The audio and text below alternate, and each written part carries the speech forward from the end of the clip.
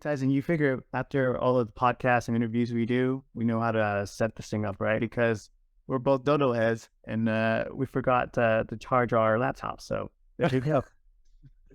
Not you, just me, man. I was trying not to throw you in the bus. I said we. Yeah, it was purely him. Yeah. How you been, brother? Look, I'm great, man. Thank you. Thank you for having me on, man. I really appreciate it. We're working on this medical facility that's really exciting. Yeah. It's a full-on wellness clinic. I'm super excited and passionate about that.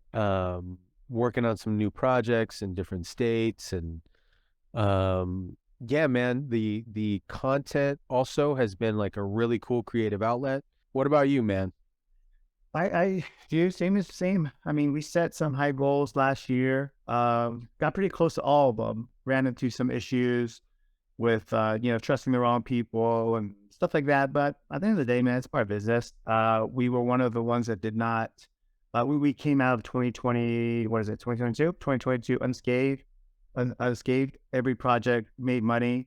Some dropped in profit margin because of challenges and stuff like that. So, considering what's been going on, I think I'm one of the lucky ones, and Mrs. and I really count blessings. So then we wrapped up the year with just a random trip to Denmark. So that was kind of cool.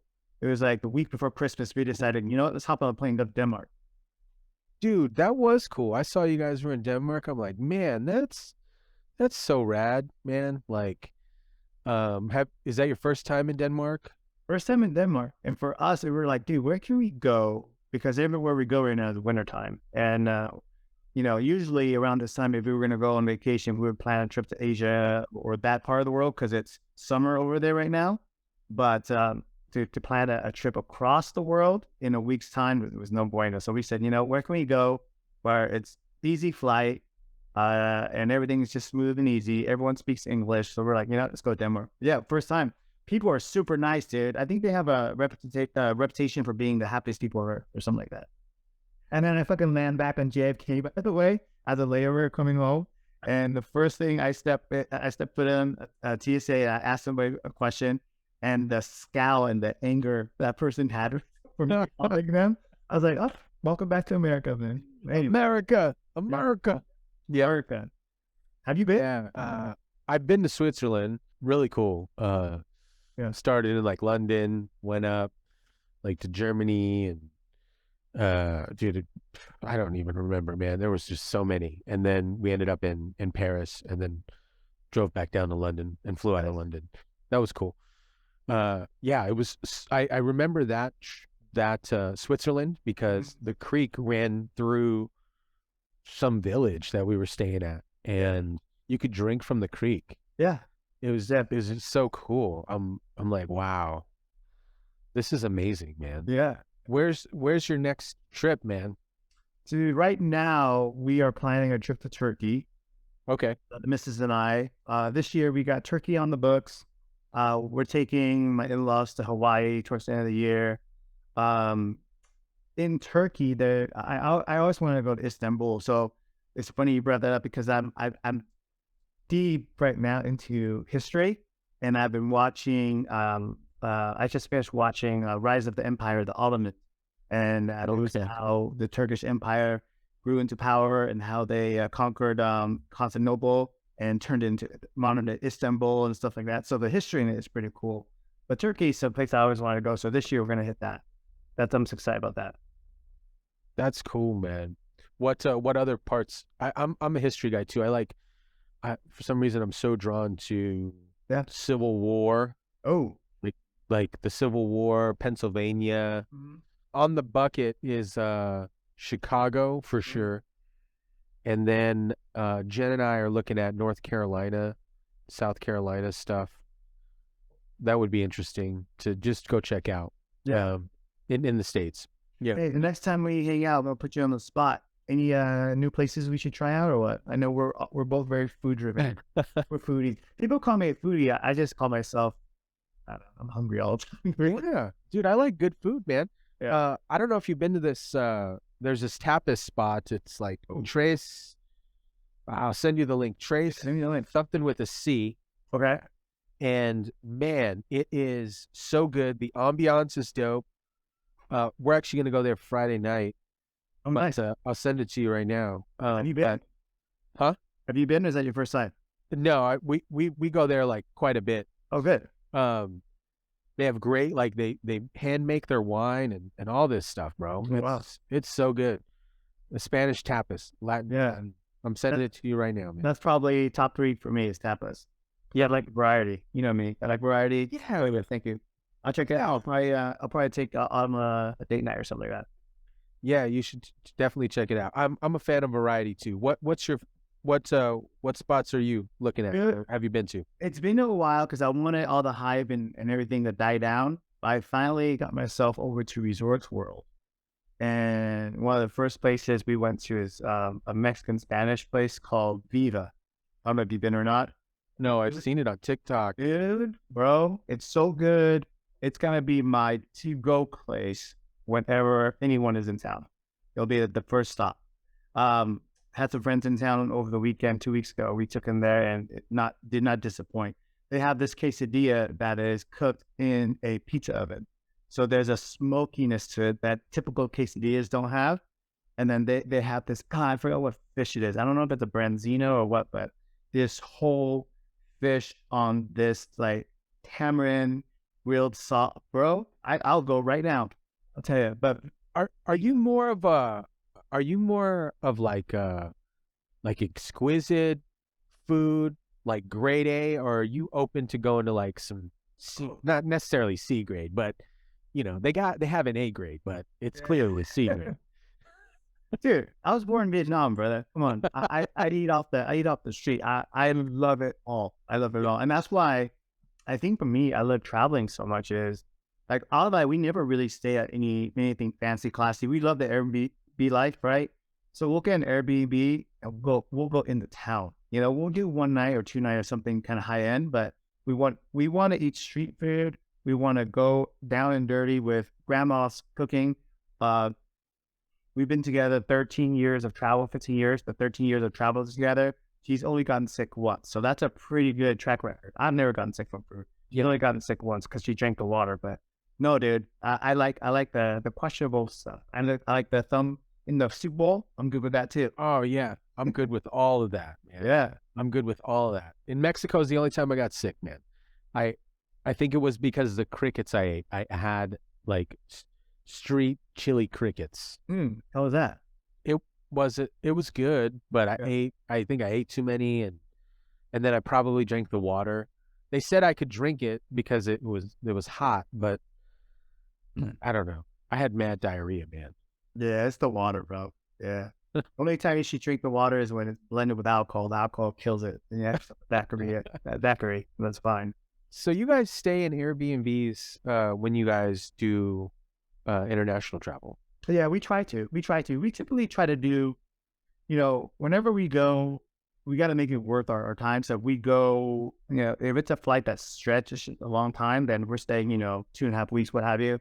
And we'll break the trip down into a busybody trip, and then we'll wrap it up with something relaxing. So we'll stay in like a city. And then when we stay in a city, we'll stay in a nice hotel, what have you, experience that portion of it. But then we always taper off with, let's go somewhere where it's slow, where we can just sit, where we can just drink coffee by pool or go to the ocean or whatever. And typically those we found Airbnb life is a lot better because I get into town, I go with people and stuff. You know what I mean? And yeah, I think that's the best, man. Like hanging around with the people and connecting with the people. That's the only way to do it, I think. I think so too. I mean, you and I, we both know some very affluent people, right? And everywhere they go, there are certain people that everywhere they go, they stay at the Four Seasons. I'm like, well, there's only so much you can experience within the Four Seasons. You know what I mean? It's like, dude, you got to get into the culture. But for me, because I'm so food driven, that's why I enjoy traveling. But what about you guys? I know you guys were talking about going to the East Coast and stuff. Any international stuff on your plate? We were kind of talking about Bali, man, like going to Bali.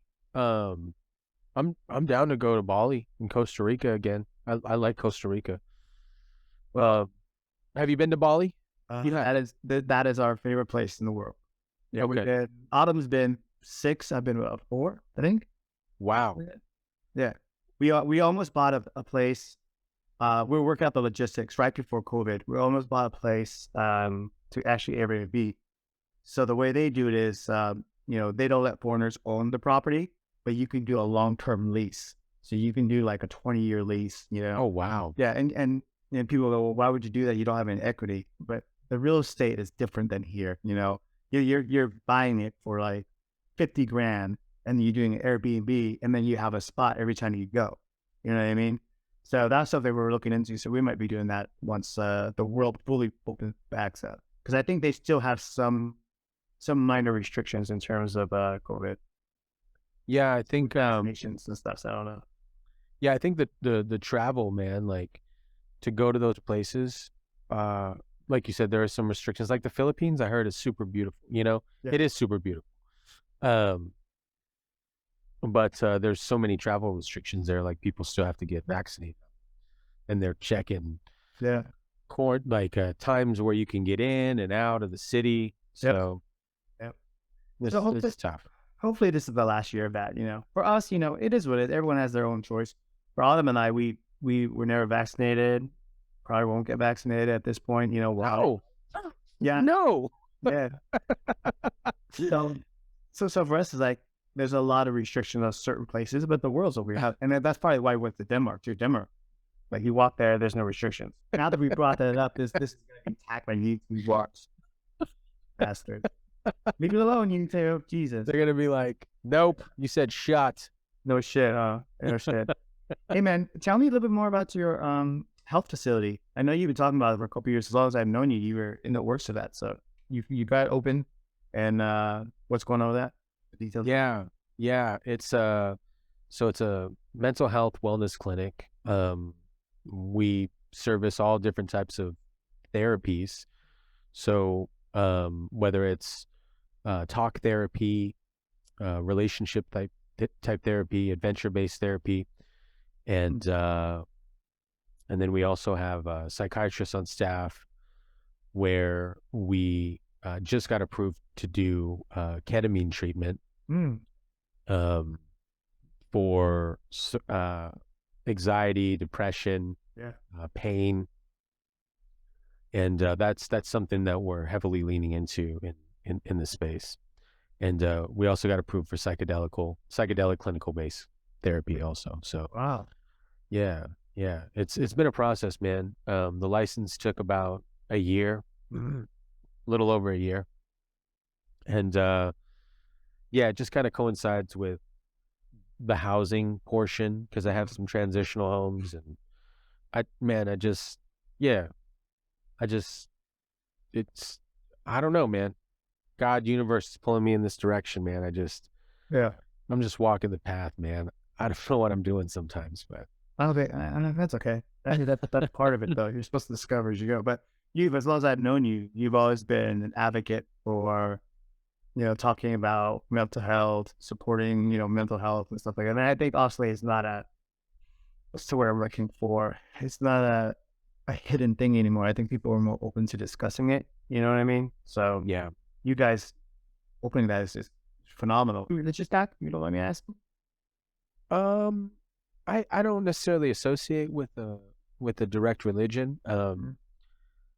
I grew up in a Catholic household growing up, and I went to a church-based school for like till like 5th grade or 4th grade, something like that. Pre-K to 4th or 5th grade. Yeah.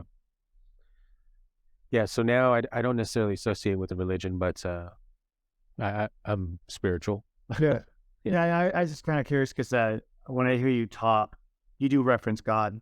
You say universe, say God. So I'm just curious, what that is for you. Yeah. Because I'm not religious either, but I do have my universal beliefs, right? But yeah. But for you, when you reference God, what is that? I do like in prayer, or I do reference God in like my communication, and I'll reference universe too. So like I think those for me are interchangeable. Yeah. I don't I don't know. That's a great question, man. I'm not sure like why I essentially like do that, but it kind of gives me an anchor to stuff that maybe I was familiar with, and as I'm talking to you right now, like stuff that I'm familiar with, you know, from the past. So yeah, I it's weird. I guess it depends on what circle you row with, but I thought there was a decline in religion the last couple of years. I don't know if it's COVID or what, but I think I've seen a resurgence. You know, either that or a lot of people are just more publicly about it. I have noticed that too, and maybe it's the algorithm, man. Oh yeah, But yeah, I've recognized that too, and I don't know. It also allows me to feel more comfortable to talk about just what I believe in at this moment. You know, yeah. so Hey man, if it helps you get through the day, if it helps you succeed, it helps inspire you, whatever that is, it's a good thing. You know what I mean? yeah. On sort of that vein of religion, but more science, have you seen or read the development in basically growing a human in a pod? I briefly looked at it. I know it's been around for a long time. I went down a freaking rabbit hole like a couple weeks ago. Jen was like, "Yo, you got to check this out," and I'm like, "No," Yeah. because I know when I check it out, I'm just like, I'm in it. Yeah. And then I hear a word that somebody says, and like, Yeah. cellular regeneration in humans, and I'm like down that rabbit hole, you know. Yeah. And it's crazy because I know they've been doing it for a while. I guess, you know, I don't know what's true or not, but Right. man, But at least now they're public with that. I mean, they say they can now grow. Watch, both of us we're knuckleheads. We're talking our ass. yeah, Well, I know nothing. I know we know nothing, but I've seen someone send to me, and I feel what you felt too. I was scared to go down the rabbit hole, so I kind of put pause. But they have artificial wombs now. That Whoa. yeah, you can grow a fetus to a full grown baby and all that stuff. I'm just like, holy shit, the Matrix is happening right in front of us, bro. I think So, about that, man. Like, you know, lately with the AI stuff, mhm, I'm like, yo, Sarah Connor needs to come up here quick, man. yeah, yeah, You know, because I see where the potential of this can go in regards of AI and robotics and then cloning people. You know, I'm just like, is this already here? You know, like I think we're already in it. So Oh no, I agree. My belief has always been whenever the masses realize or the masses is made aware of something, my philosophy or my belief is has been going on for at least a decade. Yeah, yeah, closed doors. So yeah. that's you can call me tinfoil hat guy or not, but you know what? You can't even call people conspiracy theorists anymore, right? In the last like 2 years, conspiracy theorists are having a field day, bro, because there's stuff. No, they're like, yo, I told you. Yeah, I know. Told you. I've never seen or heard more "I told you so" in the last 2 years than it's wild. Aliens like freak me the crap out. Like ever since I was little, man. Aliens, like watching Unsolved Mysteries to this day. Yeah. When I hear that theme song, I get chills, man. Yeah. Because I would like, nope, the Sam would be gone and I would turn on Unsolved Mysteries. Why would I do that? Right. Right. And I would watch Unsolved Mysteries and get scared. Yeah. But they would always talk about these UFOs. And anytime they talked about UFOs, I was like, that's real. Oh yeah. That's real. Well, even before there was proof, you know, you had to be pretty elitist thinking to think in the galaxies of the endless universe, we're the sole, you know, surviving planet or the sole planet that has life. You know, it's no, there's no way, way. No, so I've always believed it, but that stuff doesn't scare me because my belief is this: like, you know, how everyone thinks about aliens, they come just like Mars Attacks, right? They want to take over and all that stuff. Such a good movie, by the way. It is, dude. It's one of those movies. Mars Attacks. Everybody, check it out. It's a fantastic movie. Everybody's in that movie. Everyone. Every person in Hollywood is in that movie. You're like, what? Go ahead. No, go ahead. No, I was gonna say it's one of those movies that it gets better the more times you watch it. I thought it was funny, ha ha ha, the first time, the third time I watched it, when I watched at home sitting by myself, dude. And then beyond that, it's incredible movie. But what were you saying? No, I was just gonna. Mars Attacks is a great movie. There was another movie that's kind of like that too. Stifler's in it, and the Seven Up guy. They did a movie together. And same thing, like aliens came.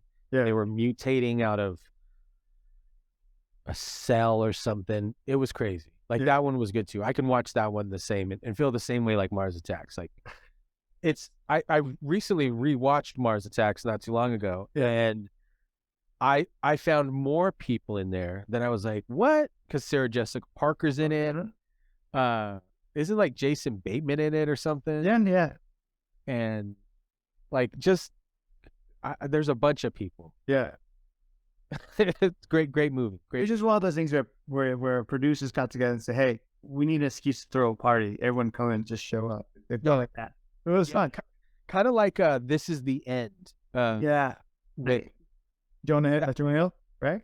Yeah, Jonah Hill and Seth Rogen. You know, I watched that maybe twice. It's cool, but it's too much for me sometimes. Why? Going back to the whole alien thing, my belief has always been, for a high intelligent being to be able to come and visit and all that stuff, they don't want nothing to do with Earth, bro. No. We're just like born to it. So it's like they don't want to conquer Earth. So I don't worry about that. What keeps me up at night though, bro, if you YouTube robotics, and there's a robot that they built, and this robot got down and did perfect reps, push-ups, Whoa, box jumps, and then Jeff Bezos has a robot dog. I'm just like, oh, wow, that's the stuff that scares the shit out of me. If that robot that's doing pull-ups and crunches and push-ups just to show the mobility, if that motherfucker wanted to fight me, what am I gonna do? There's nothing to do. Nothing. If that robot dog wanted to come after me, nothing I can do. That shit keeps me up at night more than any alien dog. You know what I mean? Man, that reminds me of iRobot. Yeah.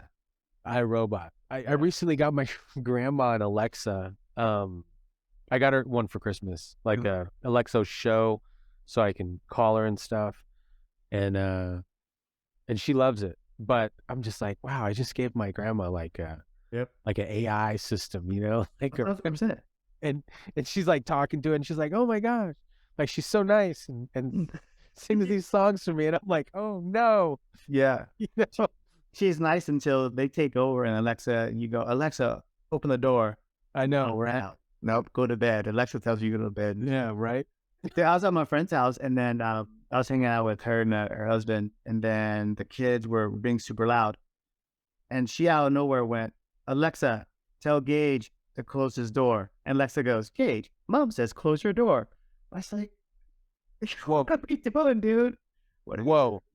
Well, even in the art industry, there's a lot of AI rollout that's going in right now into the marketing space for our industry in real estate. Yeah. I got to dive into that as well too. I know nothing about it, but people have just been in my ear talking about it.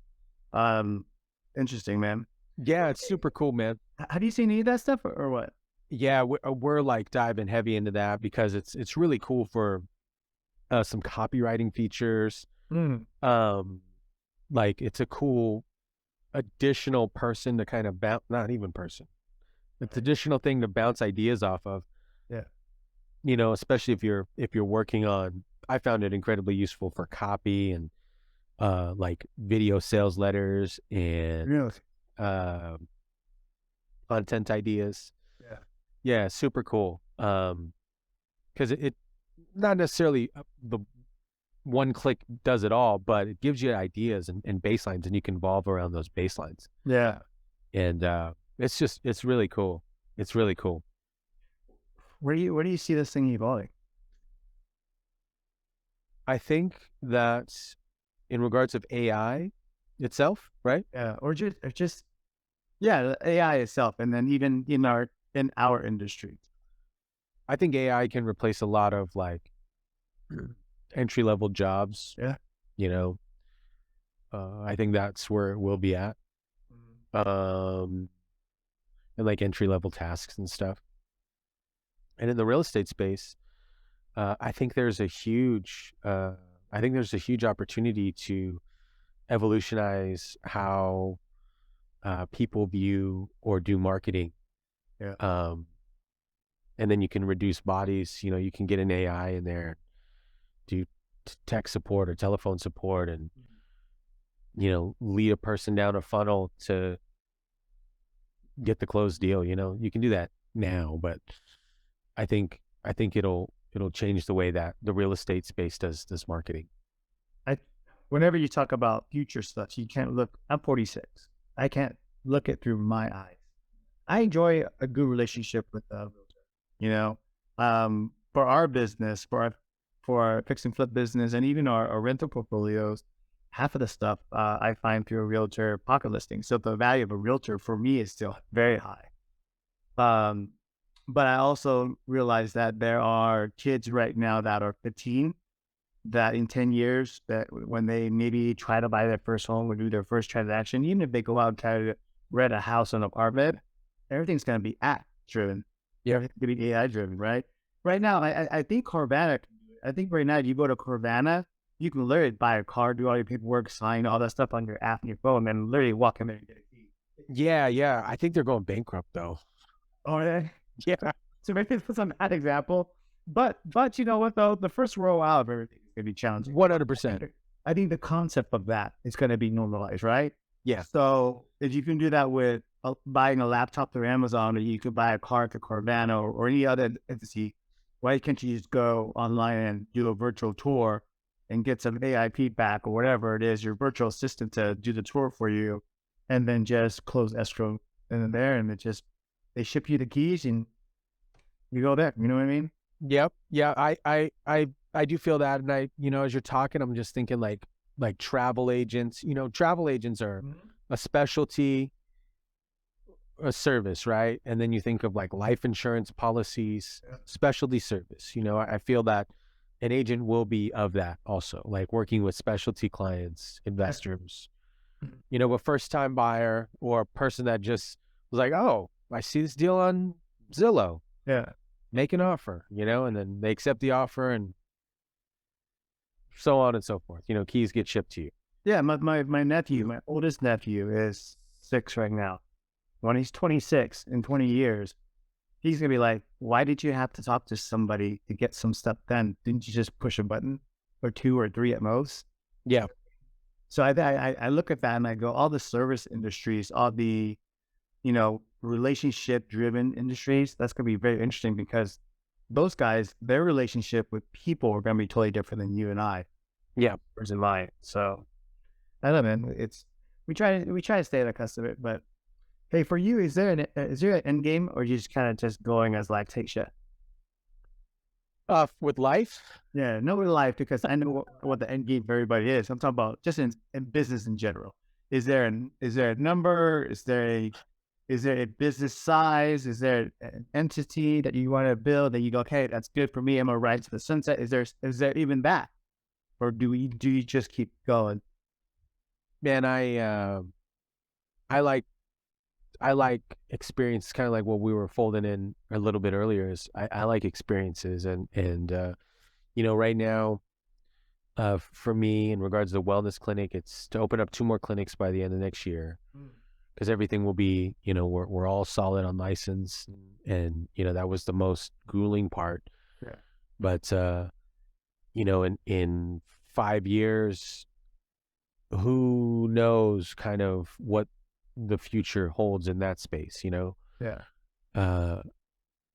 I don't I have a number in regards of like comfort and what I'm doing now in life, and that is working, and I've recognized it's interesting, man. Yeah. That like, oh, okay, I'd like to grow a little bit more, kind of move in this direction. So I'm getting out of comfort zone in some areas, but I don't necessarily man, I just like helping people, man. Yeah, I just like helping people. I don't think I see these older entrepreneurs. A mentor of mine, 76, man. He's still doing stuff, man. Yeah. He's still buying real estate. Yeah. He's still doing construction projects. I'm like, man, this guy's a whistle, man. That's how you keep the blood flowing, man. You gotta have a reason to get out of it. Yeah, yeah. What are your thoughts on that? Um, I have a number to get me to, because you know we talk about this. Not a lot of people get a chance to live a life by design. They live Yeah, by default, right? yeah. They're in that rat race and stuff like that. So I'll paint you my perfect day, and I'll ask you what it is. And I think if I really wanted to, I can do that now. But I want to be a little bit more, have a little bit more of a buffer before I do it. But Yeah. for me, my perfect day would be waking up super early because I hate waking up early. So I like the philosophy. I like the David Goggins idea of embracing some suffering every day. It keeps you humble and keeps you sharp. So I would like to wake up 4:30 in the morning, bust out a hard workout, probably do a sauna session or do a cold plunge. And by the time I'm done with the physical stuff, it'll be close to maybe 7 o'clock, 6:30, right? And I just want peace for an hour between 6:30 and 7:30. Drink my coffee, pet my dog, and just sit, you know. And then from there, I would like to start my day around 8 o'clock and do whatever the business grind is from 8 to maybe noon. And most people have lunch or what have you. I would like to take a nap. I like to nap for 2 hours. Wake up, probably start the second part of my day, which is quality time with the family, maybe tidy up some business. And the nighttime is fully escapism from what the morning is. In other words, whatever it is I can't get done throughout that morning, I don't care because I'm free enough to say that can wait. You're on my time now. You know, I think a lot of us, right, we can't clock out because everything is just blended in that 24 hours. So for me, I like to segment my days and break out to that. But my perfect day would basically be designed like that, where it's my personal challenge, my personal peace. Then we go to work. Then I reset, and the rest of it is family and whatever the time, whatever, however I want to unlock that is me. You know. I love that, man. Dude, like when you said that because I've recently like readjusted my schedule to break it into 3 parts. Mm-hmm. Um and by doing that, it's allowed me to get a better balance, I feel. Like in the morning, I spend time with myself and do something challenging, and it's really been later in the morning that I actually get the day started in regards of business. Yeah. And then around noon, 1 o'clock, I generally do a reset.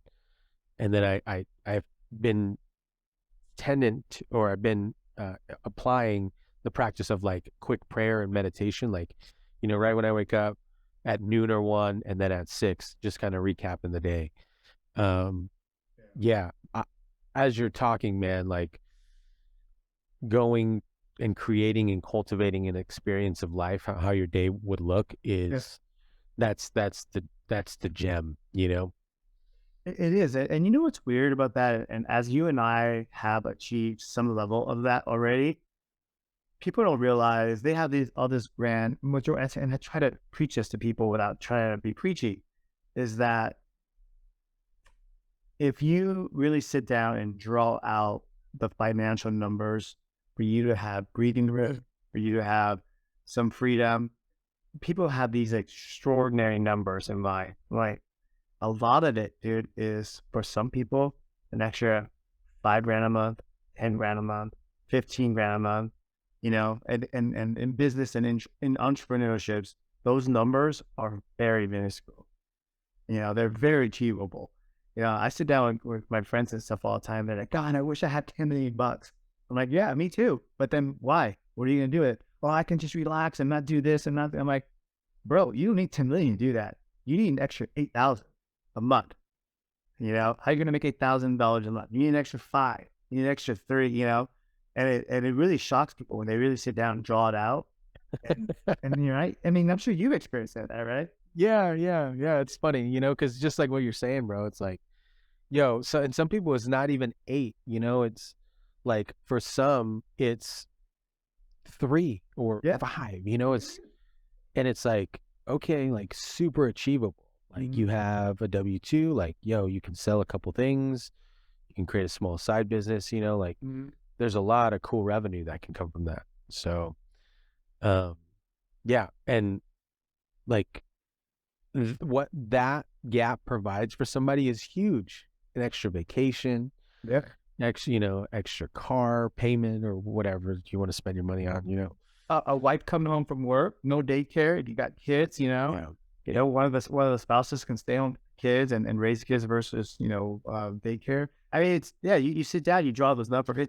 But human nature is weird, right? We go from surviving and we jump to I want to win $10 million. Yeah. Or I want $10 million. There's a whole lot of gap between.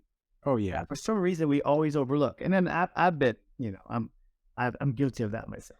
Me too, man. I'm trying, not trying. I'm gonna get a new car, but man, I haven't had a car payment in a long time. So I'm just like, oh my gosh, I just, I Yeah, just don't, I don't know. It's just something that I don't particularly enjoy doing, just having a yeah. car. But it's a great write off, and I'm just like, okay, I need a couple for a write off, man.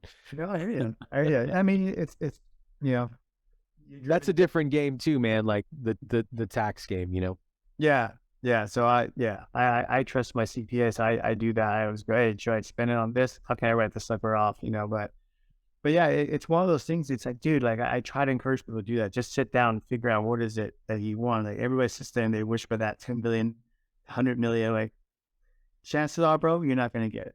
But Right. make that $3,000-$5,000 extra a month. That's life changing. Hell yeah. But it's Right. weird, right? It's a weird human nature trait where it's like it's I'm okay being stuck, or I want 10 million plus. I'm not okay with somewhere in the middle, which is weird to me. Yeah, it's interesting because it's a mindset shift. It's a It is a mindset mindset. shift. So It is a mindset. I was gonna ask you. I don't know if you're open to talking about it, but um, you and your wife been together for 13 years, right? And I know Going on 15. 15. And Yeah. did you guys ever uh talk about like kids or anything like that, or Yeah, we actually, I mean, we've done everything pretty much, I'll share a little bit. So we've done if you're open? pretty much Yeah. everything out of turn, I guess, or not traditionally. You know what I mean? I always joke around about me being the worst Asian because if you ever try to cheat on my tests, you would flunk. I barely graduated high school. You know what I mean? I'm not that guy. You never went to college. So my trajectory in family and marriage wasn't even traditional. Like, I should have had 2, 3 kids already, but my wife and I we came to the conclusion of putting that on hold, and then it got to a point where I don't know, maybe it's not in the cards for us. So then there's a gap of like 5 years or so into our marriage where we said, you know what, I don't think we need to have kids. We're enjoying ourselves. We just got ourselves out of debt, and we climbed out of a hole that a lot of people were in post '07, '08, right? The Great Recession. There was a depression. They could have just said that, but so the first part of our marriage was survival mode and trying to get our life together. So we didn't want to bring kids into the mix, and then after that, we were like, whew, we're like, now it's time to enjoy ourselves. So we put that on pause, and pretty soon we're like, oh, maybe it's not in the cards. But as of late, as I spend more time with my nieces and nephews and all that stuff, my wife and I are like, gosh, should we try? So we're in the midst of figuring out where that fits in. Yeah. Because the reason why I bring that up is because Jen and I have talked about it too, and Mm, um, I'm like, hey, let's because we were enjoying each other's company very much like how you guys did early on in your relationship. yeah, Add another thing into the mix. It's kind of like, for what, yeah, but also super cool. yeah. So yeah, man. Yeah, I don't know how the cards unfold there.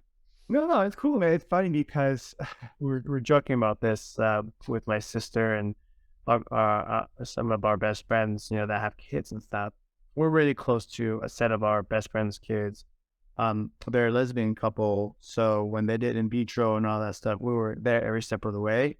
So we felt very connected with their kids from day one. We saw the process and all that. And then my sister has three boys, and that's, my blood nephews. So of course I have a special bond with them. So I joke with them because I was like, Uncle Rick ain't got no kids, but he sure has assets. So you better know where your bread is buttered, right? Because they got Yeah, somebody. I got. Yeah. So my wife and I, we actually, as morbid as it is, we actually have a meeting next week with our attorneys, kind of shifting our assets around and all that stuff. So we're naming our niece and nephews, they're going to get a certain percentage of our assets and stuff. But the reason why I bring that up is because I think that's where the change for my wife and I was like, it's great that we have stuff and we have experience, but at some point you kind of go, man, I don't even want to say the word legacy because it's too played out, but what's kind of like my footprint that carries on, So if that means kids, great. If it doesn't, then it doesn't. But Yeah, you got. Then I think about like, man, how old am I gonna be when this person's so and so? I'm like, okay, well, then I got to make sure that I'm good. yeah, I think mine too. Like I said, I'm 46. This March, I'm 47, bro. I'm just like, so if I bring a kid into this life before 50, great. But then what does that mean? Like, am I going to be around? So I better get myself in shape. I better live a long time. If it's my son, I got to school him how to be a man. Yeah. If it's my daughter, I got to, school her on how to have a lot of self-worth so she can be the boss of her own world, in a challenging society, what have you. But we'll see. We'll see. Speaking of, what are you? Are you I hate to put labels, but would you consider yourself a traditionalist in many aspects when it comes to family, or not? No, no, I am not. You know, I Jen and I, like, just in general in regards to relationship, man, it's like, I think intending to try to follow a quote unquote traditional relationship of any kind is almost amping couples for failure and expectations that aren't relevant to today's world, right? This is just my opinion. I feel that each relationship is different. Whatever the person's needs it's important that communication's there. It's important that, people understand each other. And however that looks, like, it doesn't matter, like, there's this big thing with like polyamorous relationships and things like that. I'm personally, I don't do that, but there's people that I know that do those things, and they receive positive attributes from that, because oftentimes in like quote unquote like religious or traditional relationships, it's like, this person's mine, like, and in those relationships, that person's like, free will, right? It's just what it is. Another person is free will, period. But yeah, man, it's I'm not traditional.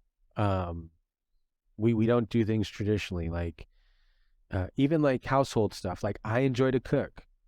I enjoy to cook. I enjoy to prep food. And I prefer to do that, Yeah. Some would say like, oh, the woman's supposed to cook. Like, no, like, whoever wants to cook should cook, Yeah. I mean, there's a reason why some of the top, you go down the list of top 10 chefs in the world, majority of them are still men, So cooking is not a feminine attribute whatsoever, in my opinion. It's funny because my household is very similar. We have an array of friendships that have different relationships typed within their own family and stuff. And, I think for us is the base of ours is somewhat traditional, but as far as like the daily living, there's no construct of rules. I joke with my wife though, because I always say she's a bad feminist because feminism ends on Wednesday night when it's trash night. And then feminism ends if someone ever breaks down our door. You know what I mean? So I'm in the front line of the fire, which I gladly will do, and I have to take out the trash. Yeah. Yeah. I mean, I Yeah. think if it works for people, it works for people. We're so complex. Human nature and people are so complex, right? Yeah. Yeah. Whatever, whatever an individual is willing to like kind of navigate through on a personal level, um, that's that's their that's what they want to do. That's what they choose to do, and that's what makes them happy. And to me, like I think that's the most important thing. Yeah. I think people ask like a lot of times about like relationship advice or seek advice and stuff, and at the end of the day, it's not about controlling that other person. It's really just listening, communicating, understanding, Yeah. and then filling their needs, right? I think part of it is you have to figure out also who you are, Yeah. what your I guess expectation, what your standards are, then you Hmm. gotta need somebody that complements that, and then you have to be willing to do that for them as well too. I mean, relationship is actually pretty simple if you put it down. I mean, I think people make it more complex than it needs to be. Yeah. Yeah. Yeah, like most things, but Dude, yeah. like most. So man, when are we getting together? I'm gonna wrap up in a little bit here, but before we do, let's figure out where we're gonna go eat. Man, I'm freed up. I don't know what your flow is next week, man, or the following week. Yeah, we can talk about dates, but I want to figure out where we're gonna go. You want to know where we want I to want go. to go, brother. Come on, let's not have the audience be jealous. Oh man. We might even vlog it when we get there. Let's see, man. I don't know, man. Like what you been craving lately, man? I tell you what, I know you go in this Friday, but that Tapa place sounds good. Either Yeah, I'm totally down to go again, man. Like that place is so good. Like they have really good sangria. Um, it is, it's cool. Like the outside environment. And then they have like like a local, I don't know, flamenca band playing. Super cool. And then there's this like Italian spot that keeps coming up my mother's house. oh, you're the third person this week. Autumn was just talking about it. Yeah, I heard my mother's Yeah. house is heat. Interesting. Okay. Yeah, so I don't know if you guys are down, but maybe we can do like a date night there or something. Who's fun too? Shout out to my dear friend Felicia and Nick Rexford. I know you guys are gonna be doing some. Oh yeah. They're foodies too, man. They would love. Let's do that. Oh man, that'll be plans with. great. They're fun. They're fun. She's great. She's a firecracker. Oh my gosh, I love I'm gonna give shout out to our boy Ryan Pineda, man. Yes. He's become this whole entity of himself. But for those of you that don't know, prior to that, his very first real estate function, retreat, what have you, was 10 people, and Tyson was a guest speaker. And Tyson and I just, his message during the 2-day weekend training really resonated with me. So him and I bonded, and we're friends now, thank goodness. Another great friendship that developed out of that was Felicia, Nick, and myself. And we just stay in touch, and we've just been become dear friends ever since. And Nick, I don't know if you know, he's a fire captain. Yep. So he made me a superstar uncle, right? My nephews were in town 2 summers ago. My oldest nephew, firefighter fanatic. He knows everything firefighter. So I took him to visit Captain Nick. Nick gave him a tour, let him take pictures inside the fire engine. Dude, you were to think I could walk on water and fly, bro. My nephew was so jazzed up. So Nick, you're the man, brother. You're the best. That is cool, man. That. We'll give him a shout out. We should definitely do that. I know. Yeah, I'm totally down, man. Dude, I'm down. Have you ever met her husband? Yes, I have. Yeah. Super cool. Super nice guy. Super cool. Super nice guy. Like Yeah. they just balance each other out. It's great. Oh, dude, yeah. Yeah. Man. I know it. Yeah. Anyone that knows those two, you know exactly what he's talking about. But yeah, I'm excited for them. I'm excited for what they've done, what they continue to do, man. They're just great people. I told her, dude, I'm gonna crash at her pad when her yard is done. She's doing a full thing in her backyard, and I live in Henderson, so my drive to her house is like 45 minutes. So I wasn't kidding. I said I'm packing a bag. I'm over and I ever come visit. But yeah, we'll get together with them. It'll be good. Oh, that'd be great, man. That'd be fantastic. Good. Hey, man, before I let you go, give me a message for the day. Give me a message for the month. Give me some. What's on your mind? Oh, bro, real talk. one of my favorite. I listened to it again today. Macklemore. It's glorious.